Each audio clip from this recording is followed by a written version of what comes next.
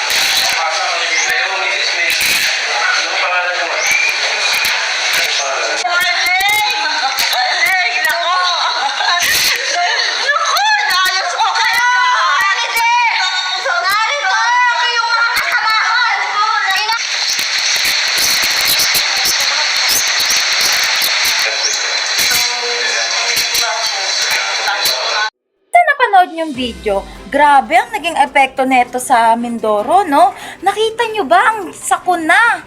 Ang mga napinsala dahil sa sakuna? Grabe, alam nyo ba kung bakit ganun na lang kalaki ang naging epekto ng pinsala? Ang naging pinsala ng earthquake dahil dalawang mga sakuna ang naganap sa Mindoro. Tama kayo nang narinig. Dalawang sakuna ang naganap sa Mindoro noong November 15, 1994. Bakit ko nasabing dalawang mga sakuna? Malalaman nyo sa i-discuss namin. On November 15, 1994, a strong earthquake struck the island of Mindoro in the Philippines. The earthquake occurred at 3:15 a.m. with a magnitude of 7.1. Noong November 15 daw po, 1994, ay merong yumanig na isang malakas na lindol sa Mindoro. Noong 3:15 ng madaling araw. Grabe, no? Umatake ang lindol kung kailan kasarapan ng tulog ng mga tao. Malamang hindi tayo makakapaghanda. Naganap ang lindol noong 3:15 ng hating gabi, kasarapan ng tulog ng mga tao. na mayroong magnitude ng 7.1. Para mas malinawan kayo kung gaano nga ba kalakas ang 7.1, ipapaliwanag ni Mark Angelo kung gaano nga ba kalakas ang magnitude na 7.1. Angelo, ano nga ba at gaano kalakas nga ba ang enerhiya ng magnitude na 7.1? My name is Mark Angelo Litralde from Group 3.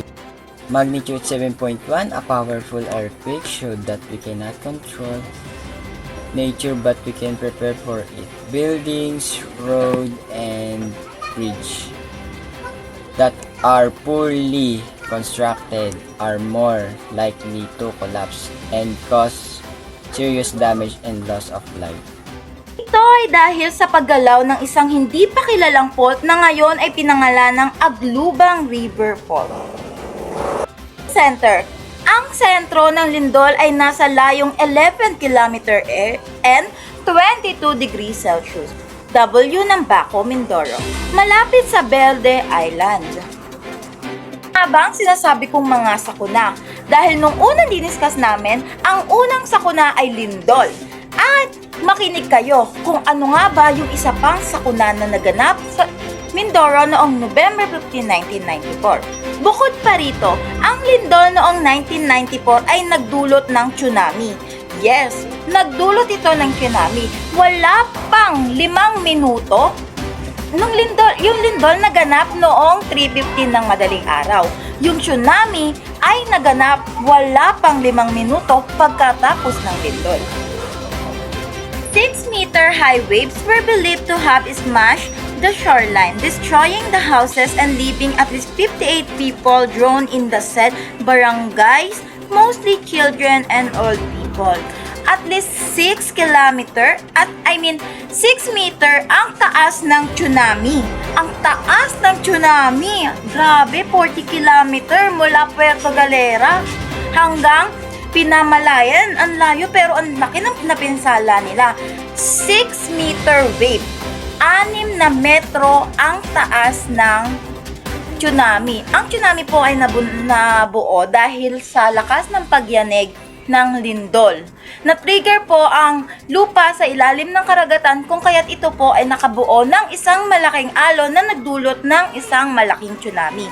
Upang mas malinawan po kayo kung sino-sino at ano-ano nga po ba ang mga napinsala ng mga sakuna, malalaman po natin yan kung tao lamang po ba ang naapektuhan or maging ang mga bahay, tulay, munisipalidad, at mga barangay. Malalaman po natin yan dahil ipapaliwanag po yan ni Raisa. Hello po, magandang umaga po. Ako nga po pala si Raisa Maybido ko. Ang pinsala ng lindol ay isang biglaang pagyanig ng lupa na sanhi ng paggalaw ng mga tectonic plates o fault lines, tulad lamang ng pagguho ng mga gusali at pagbitak-bitak ng mga daanan. At sa pinsala naman ng tsunami, ito naman ang malalakas na alon na dulot ng lindol sa ilalim ng karagatan. Tulad lamang ng pagkasira ng ari-arian o malawakang pagbaha.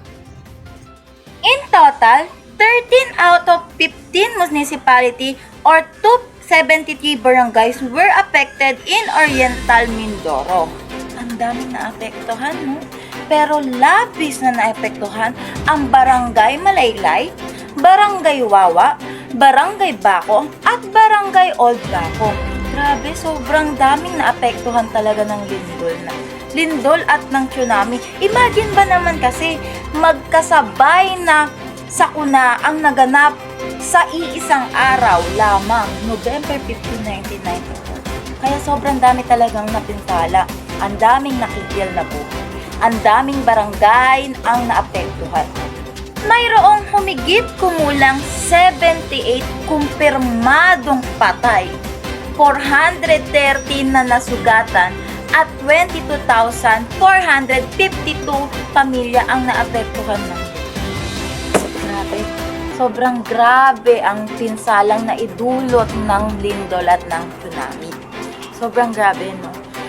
Kasi kung lindol lamang po ang magaganap, 29 lamang po ang kumpirmadong patay kung sakaling lindol lamang po ang magaganap. At dahil naganap ang tsunami, naging 78 na po ang namatay.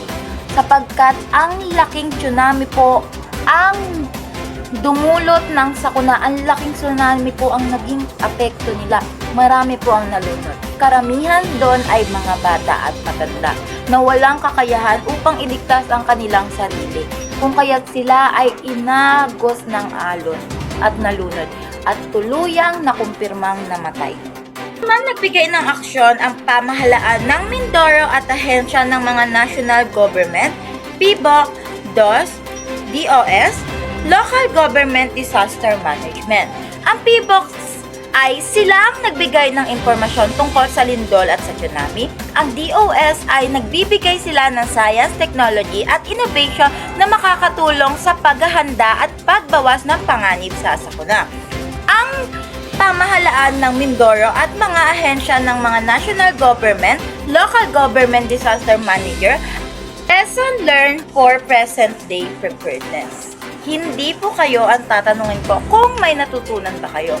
Gusto kong malaman ang opinyon ng mga kagrupo ko kung may natutunan po ba sila sa idiniskas namin.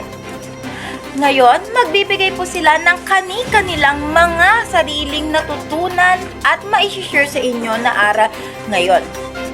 At magbibigay rin po ako ng aral na maaari kong ibahagi sa inyo upang makatulong, sana po makatulong. Pero ngayon po, mauuna po silang magbigay ng natutunan nilang aral. Sisimulan po ni Angelo, susundan ni Raisa at panghuli po. Lesson: we cannot stop earthquake from happening, but we can lessen the destruction through preparedness safe. Ang natutunan ko po sa lesson na ito ay lagi po tayong maghanda sapagkat hindi din po natin alam kung kailan po itong mangyayari. Yun lamang po. Maraming salamat. Maraming aral talaga tayong mapupulot sa tuwing tayo ay dinadaanan ng sakuna. Sapagkat marami ang nakikitil na buhay, marami ang nawawasak na bahay. Dahil minu-minuto, segundo, umiikot ang mundo. Walang kasiguraduhan kung kailan tayo dadaanan ng mga sakuna. Kaya panatiliin po nating handa ang ating mga sarili, panatiliing may extra o may reserba, at kapag nadaganap na ang sakuna, wag na po nating isipin ang mga mahahalagang bagay. Ang isipin po natin ay paano po tayo makakapunta sa isang ligtas na lugar kung saan hindi tayo maaapektuhan ng sakuna. Sapagkat ang mga material na bagay po ay napapalitan. Ngunit kapag ang buhay ang nawala, hindi na po natin maibabalik pa. Muli, kami po ang pangkatatlo, nag-report ng earthquake sa Mindoro noong November 15, 1994. Muli, kami po ang pangkatatlo. Salamat po sa pakikinig o sa panonood. Maraming salamat. Bye!